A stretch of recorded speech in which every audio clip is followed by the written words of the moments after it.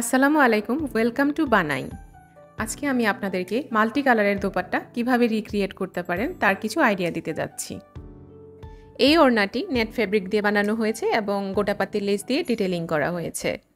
I think স্ক্রিনে দেখানো লেসগুলো আমরা সবাই কম বেশি চিনি এবং তার প্রাইসও খুব রিজনেবল। সবার প্রথমে আমরা কয়েকটি কালারের নেট ফেব্রিক নিয়ে নিব।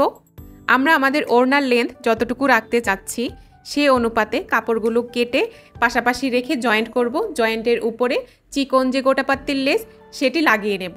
তারপর ওড়নার সাইডে আমি ভিডিওতে যে গোটাপাত্তির দুই ধরনের লেস দেখালাম সেই লেসগুলো লাগিয়ে নিলেই হয়ে যাবে আমাদের ওড়না complete.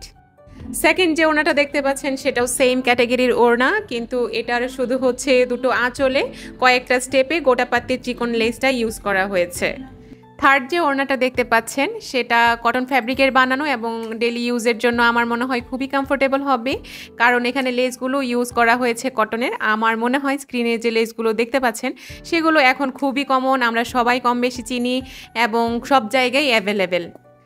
Last but not the least, আমার কাছে এই ওড়নাটি অন্যান্য ওড়না থেকে অনেকটা ইউনিক মনে হয়, কারণ আমরা এই ওড়নার মাথায় দেখতে পাচ্ছি আলাদা কাপড়টুকু ফ্রিল দিয়ে লাগানো এবং ফ্রিলের উপরে লেস অ্যাটাচ করা হয়েছে। এই ধরনের মাল্টি কালারের ওড়না আমরা যে কোনো টাইপের বা যে কোনো কালারের ড্রেসের সাথে ক্যারি করতে পারি। বিশেষ করে আমার মনে হয় যেমন হচ্ছে এক কালারের যে ড্রেসগুলো হয় লাইক সাদা বা কালো বা ইয়েলো কালারের সাথে আমরা এমন একটি ওড়না ওয়্যার করলে অনেক ইউনিক দেখাবে আমাদেরকে। Thank you for watching.